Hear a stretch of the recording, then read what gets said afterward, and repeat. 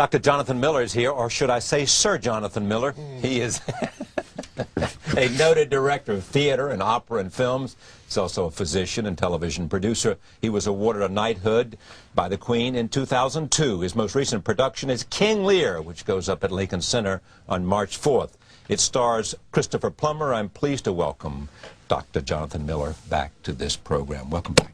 Nice to be here. King Lear, what's the attraction for you in directing King Lear, and what is the story about? Because I sat down with you and we were talking about some executive compensation in America, and we were talking about you living where you are. In fact, CEOs are coming in, people with, and you said that's part of what Lear's about. Well, I think Lear is not what it's thought to be about, a great cosmic drama. Yeah. And people get confused by the thunderstorm that takes place, which lasts about 4 minutes, if that. Lear and his jester. Yeah, it's about homelessness. It's about what happens if you lose everything. And the play is about the learning that results from loss.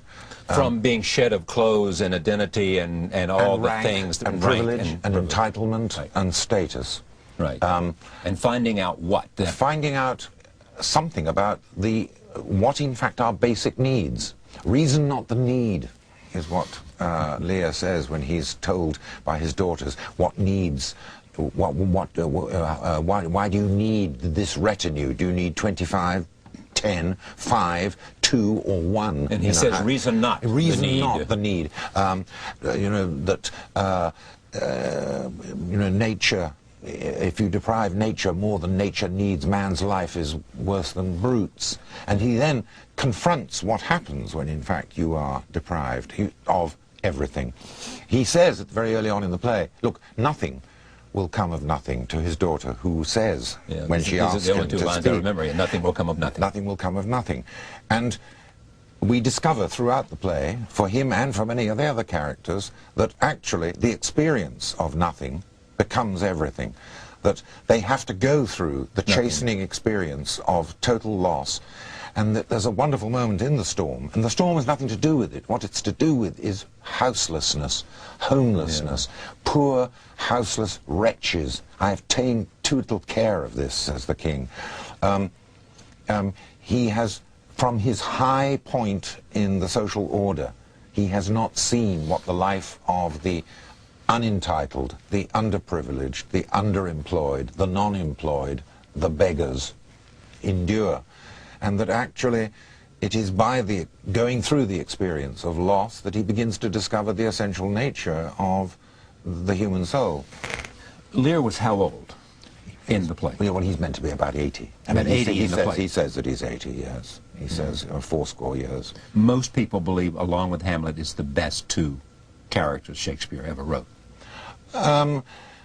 Well, I think that's very debatable. There are lots of very interesting characters that run in all his plays. It's the most interesting play that Shakespeare ever wrote, I think. Well, because it involves a very complicated representation, first of all, of this question of need, necessity, loss, and of nothingness and somethingness, and what we gain by losing. I stumbled when I saw, says the Earl of Gloucester, having lost his eyes. I stumbled when I saw.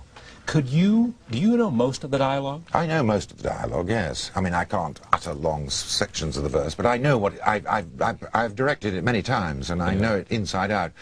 And I do think that people are, as I say, misled by the storm into thinking that it's a cosmic play of man against the cosmos. It's not. It's about the nature of the social order, that if we disrupt the social order and fall outside the social order into what we call nature, actually man's life is worse than beasts. That we are, as Hobbes said later on in the Leviathan, and he wrote it only 50 years or so after the publication of King Lear, that man's life in a state of nature is nasty, brutish, and short. And we've seen that in the last, well, perhaps the last century, that you disrupt social orders, you tear things apart, you remove sovereignty or authority and power, which keeps things together, we saw it in the former Yugoslavia. I was going to say that. You saw it. Tito kept it together. Tito's gone. And as soon as it gone, these previously imperceptible fracture lines between the various communities become glaringly apparent, and people fall upon one another. Well, there are people who worry about that very thing in Iraq. Well, it will happen between the Kurds and the Sunnis. Between the Kurds and the Sunnis and the Shiites. It occurs wherever people who have lived together for long periods of time, some sort of social disruption occurs which removes authority and order, and suddenly the recognition of the difference of the other then creates atrocity. When all this is rank and everything else in finery is all removed, and the measurement of a good life is what? Well, I think Shakespeare never talks about what the measurement of a good life is, but he simply says there is, as it were, the necessary, though by no means the sufficient condition of a good life, is in fact certainly social order. For him, as I think for many people in the 17th century, particularly on the edge of the English Civil War, when everything fell apart as a result of the Civil War, a belief that a sovereign authority was what was required. Now, we don't think that because we went through the process of democratic sovereignty. But said another way, this was he was constantly in study of monarchy, was he not? He was constantly in study of monarchy and of the necessary characteristics which the monarch should have in order to fill the role. And he saw in the family structures which were the counterpart of what were to be seen in society. The father was to his children, or might be to his children, as the sovereign is to his subjects. And that the play starts with an act of rash and idiotic frivolity on the part of this king to divide his kingdom, in itself a frivolous act. And choose between children. And choose between children on the basis of what they say to him as how much they love him. It's hard to imagine. And the one that does best, the one that is most... Well, the one who is most valued says the least. Says the least, yes. Right, least. And of course, it is like, as Freud says, like the essay on the three caskets, that the fools choose the gold and the silver and not realize that dumb lead contains the truth.